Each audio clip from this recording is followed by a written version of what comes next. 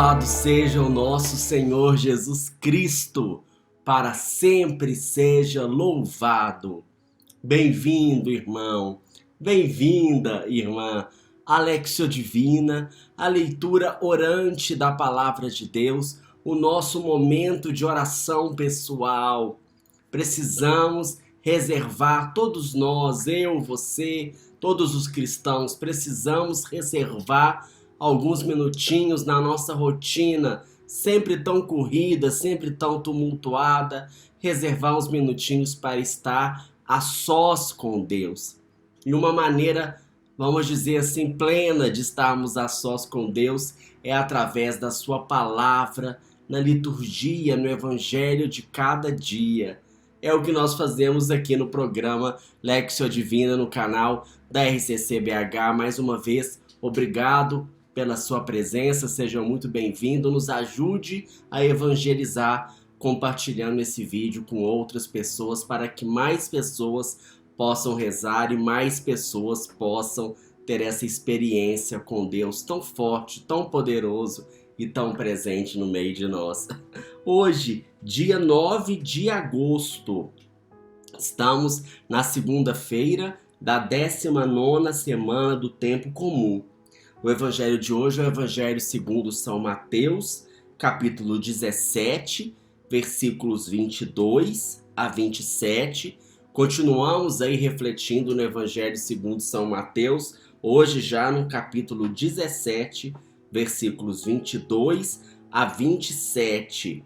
Jesus sempre aproveita situações concretas da vida para ensinar e para evangelizar. No evangelho de hoje não vai ser diferente. Ele vai nos motivar, vai restaurar em nós essa liberdade de filho de Deus. Olha que maravilha, não podemos perder. Convido você a pegar aí a sua Bíblia, a reservar o seu momentinho, né? Entrar no seu lugar tranquilo e calmo e vamos nos colocar na presença de Deus. Estamos reunidos em nome do Pai, do Filho e do Espírito Santo. Amém. Vinde, Espírito Santo, enchei os corações dos vossos fiéis e acendei neles o fogo do vosso amor. Enviai, Senhor, o vosso Espírito e tudo será criado e renovareis a face da terra. Renova hoje, Espírito Santo, a face da terra, da minha vida, da minha alma e do meu coração. Amém. Vamos ao primeiro degrau espiritual, a leitura atenta do texto, procurando perceber o que é que o texto diz. Vamos lá? Proclamação do Evangelho de Jesus Cristo, segundo São Mateus. Enquanto caminhava pela Galileia, Jesus lhes disse: O Filho do Homem deve ser entregue nas mãos dos homens. Eles irão matá-lo, mas ao terceiro dia ressuscitará.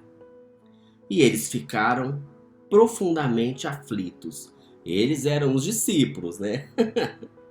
Logo que chegaram a Cafarnaum, aqueles que cobravam o imposto da didracma aproximaram-se de Pedro e lhe perguntaram: Teu mestre não paga a didracma? Paga sim, respondeu Pedro.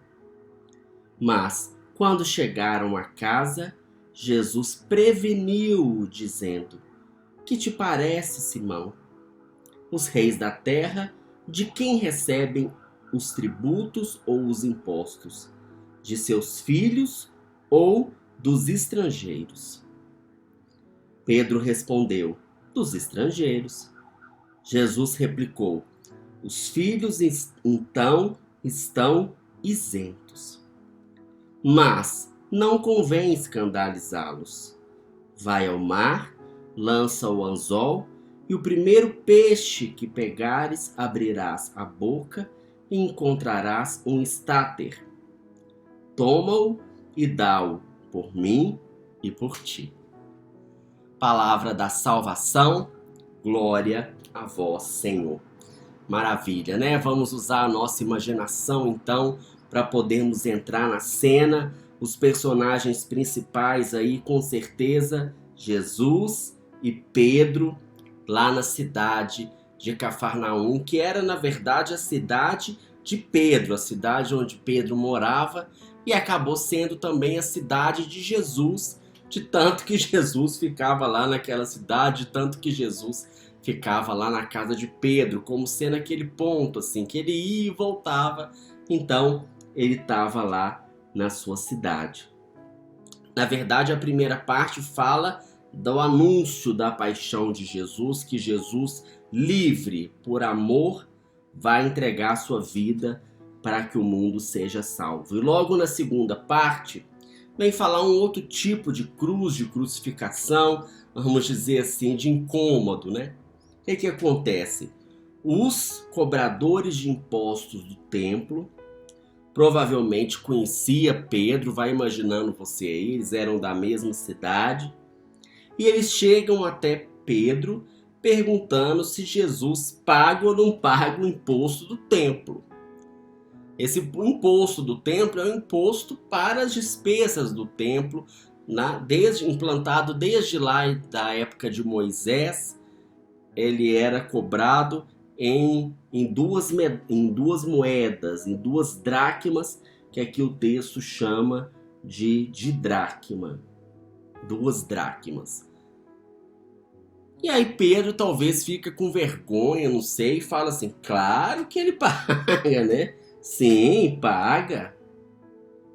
Paga sim. Chegando em casa, talvez Jesus tinha ouvido, Jesus tinha percebido alguma coisa, você vai imaginando aí, eu vou imaginando aqui. Jesus então toma a iniciativa de tocar no assunto com Pedro. E fala assim, uai Pedro, que história é essa, né? O pano de fundo é, será que Jesus deve pagar o imposto ou não deve pagar o imposto? E como eu falei no início, Jesus sempre aproveita das situações concretas da vida para evangelizar, e hoje ele vem evangelizar sobre um tema tão caro para nós, tão importante para a nossa cultura, que é a liberdade. Ele vai falar da liberdade dos filhos de Deus. Que os filhos de Deus, aqueles que estão libertos por Jesus, estão livres diante de Deus, livres diante dos homens. Fazendo a contraposição entre os estrangeiros e os filhos, como se fosse assim, os estrangeiros precisam da força da lei para serem generosos e para cumprirem com a sua missão. E os filhos não precisam da força da lei, eles colaboram com alegria, com generosidade, com amor, com liberdade. E é por isso que entra essa questão da liberdade.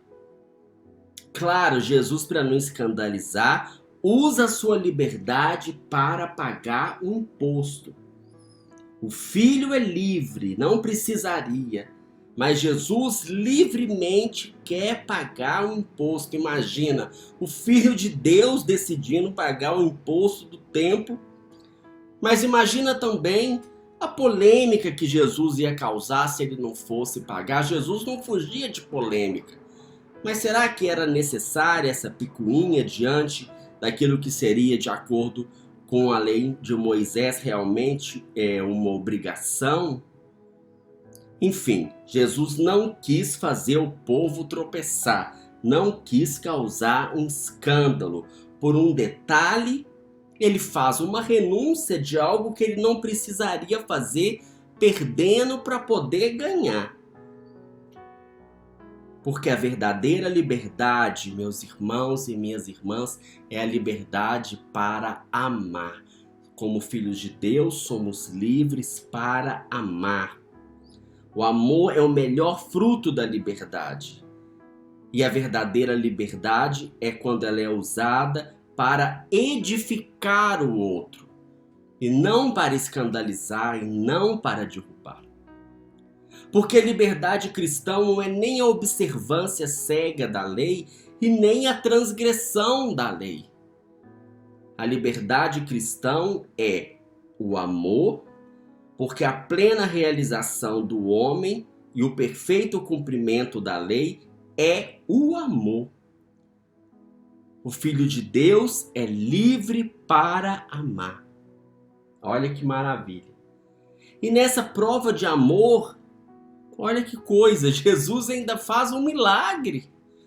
Um pequeno milagre, talvez, um sinal para mostrar que a providência vem de Deus, que Deus é o Senhor. O que ele faz? Pede para o Pedro ir lá no mar da Galileia, lançar o anzol, e o primeiro peixe que ele pegar vai encontrar um estáter que equivale a 4 dracmas, ou seja, o dobro daquilo que seria o equivalente do imposto para pagar para Jesus e para o próprio Pedro. Para mostrar o quê? Que a providência vem de Deus, que nos honra para que a gente possa honrar os nossos compromissos de acordo com a vontade do Senhor e com a nossa liberdade de filho. Porque esse peixe verdadeiro a gente sabe quem que é. Esse peixe que nos salva é Jesus. E assim já vamos entrando no segundo degrau espiritual, o degrau da meditação, em que eu vou me posicionar diante desse texto, na minha liberdade de filho, na minha liberdade de filha, você vai dizer, filho e filha de Deus. Diante de tantas escravidões que tantas vezes invisíveis me oprimem e me afastam dessa liberdade de filho. A preguiça, a luxúria, o orgulho, a ganância, a inveja, a raiva, a mágoa, o apego. Você vai pensando aí que liberdade é essa, que a sua vida, que a minha vida hoje está faltando diante dessa escravidão que tantas vezes passa desapercebido. Mas vou olhar também na minha vida tantas vezes que eu quero confundir a liberdade com a libertinagem, que é o mau uso, que é a extrapolação da liberdade. Que eu quero ser dono de mim, eu quero fazer o que eu quiser. Mas a liberdade, quando fere, quando agride a outra pessoa, ela não é liberdade, ela é libertinagem. Não foi para essa liberdade que Jesus nos chamou. Tantas vezes eu quero fazer o que eu quiser sem me preocupar com as consequências. Fazer justiça com as minhas próprias mãos e colocar como dono da verdade. Jesus está me chamando a uma liberdade nova hoje. Em situações que eu preciso fazer alguma coisa, talvez, que eu não gostaria, que eu não precisaria, mas que eu sou chamado a fazer para não escandalizar o outro, para não escandalizar o irmão. Talvez dentro de casa, para não escandalizar o pai, a mãe, para não escandalizar a mulher, os filhos, o esposo, para não dar brecha para o inimigo. Eu resolvo perder para ganhar, fazer algo que eu não precisaria fazer, para não escandalizar. Não preciso mentir, entrar pelo caminho da desonestidade. Desonestidade não é coisa de cristão. Mas eu também não quero ir contra as leis do mundo, contra as leis da igreja, vivendo a minha liberdade como se fosse apenas minhas regras. Mas quero com a minha liberdade hoje me decidir a obedecer como gesto de amor, de generosidade, de caridade. E assim olhando para a minha necessidade, para a minha falta e para o chamado de Deus na minha vida, nós já vamos nos colocando em oração, passando para o terceiro degrau espiritual. Eu vou dizer, Senhor Jesus, eu não quero, Senhor, ficar me preocupando com as picuinhas do dia a dia, Senhor, essas que eu fui apresentando e refletindo aqui desde o início. Quero me concentrar, Senhor, no essencial, na fé, na conversão, na salvação, na caridade, na justiça e na paz. Por isso hoje, Senhor, vem com teu Espírito Santo restaurar a tua liberdade, a liberdade de filho de Deus em mim. Diante de tantas coisas que eu preciso fazer, porque é de direito, diante de tantas coisas que eu preciso fazer, porque são as leis, a obrigação, o cumprimento daquilo que me é colocado pelos médicos, pelos governantes, pelos mais velhos, pelos pais. Eu quero, Senhor, ter essa liberdade de escolher pelo amor. Essa liberdade de escolher pelo amor em todas as situações, porque quem escolhe pelo amor não erra nunca. Mas, Senhor, diante da minha humanidade, tantas vezes decaída e frágil, eu tenho essa dificuldade de tantas vezes saber o que é esse amor. Por isso vem, Espírito Santo, para que eu possa ser amado, para que eu possa experimentar esse amor. E assim, experimentando o teu amor, a tua misericórdia, transbordar em amor e misericórdia livremente diante das necessidades que o mundo se apresenta. Liberta-me, Senhor, de todas as correntes. Liberta-me, Senhor, de todas as prisões. Liberta-me, Senhor, do inimigo. Eu não quero ser, Senhor, como os estranhos, como os estrangeiros, porque eu sou filho de Deus. Eu sou filho amado do Senhor. Vem, Senhor, eu creio que o Senhor vem providenciar o necessário, Senhor, para que eu possa viver a minha vida na Tua presença. Porque o Senhor vem agora equilibrar a minha liberdade, temperar a minha liberdade, purificar a minha liberdade, restaurar essa liberdade de filho de Deus. Batiza-me, Senhor. Levante os seus braços e clame, Espírito Santo. Vem, Senhor. Sozinho eu não consigo. Opere essa obra na minha vida hoje, Senhor. Dá-me olhos para ver, Senhor, ouvidos para escutar e um coração para se abrir e para agir sempre, escolher na minha liberdade aquilo que é o amor, a vontade de Deus, a justiça e a paz. Amém, Senhor. Obrigado, Senhor.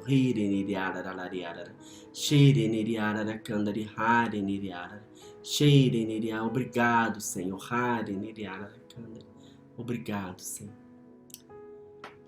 E assim já vamos para o quarto degrau espiritual, o degrau da contemplação, em que eu me coloco na presença de Deus, abro a minha alma para a presença de Deus, na certeza de que Deus vai providenciar o peixe. Diante dos compromissos que eu tenho, aquilo que eu já assumi, diante do meu desejo de ser livre para o amor, Deus vai providenciar o peixe. Diante de tantas cobranças que às vezes o inimigo coloca, ou a minha própria mente, Deus vai providenciar o peixe. Porque a providência vem de Deus, a graça vem de Deus, a liberdade vem de Deus.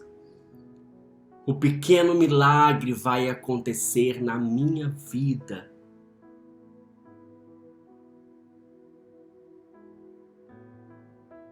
Obrigado, meu Deus. Acolho, Senhor.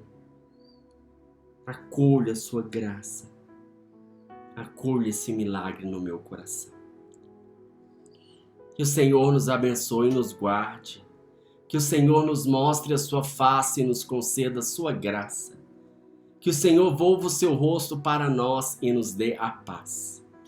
Que o Senhor nos abençoe em nome do Pai, do Filho e do Espírito Santo.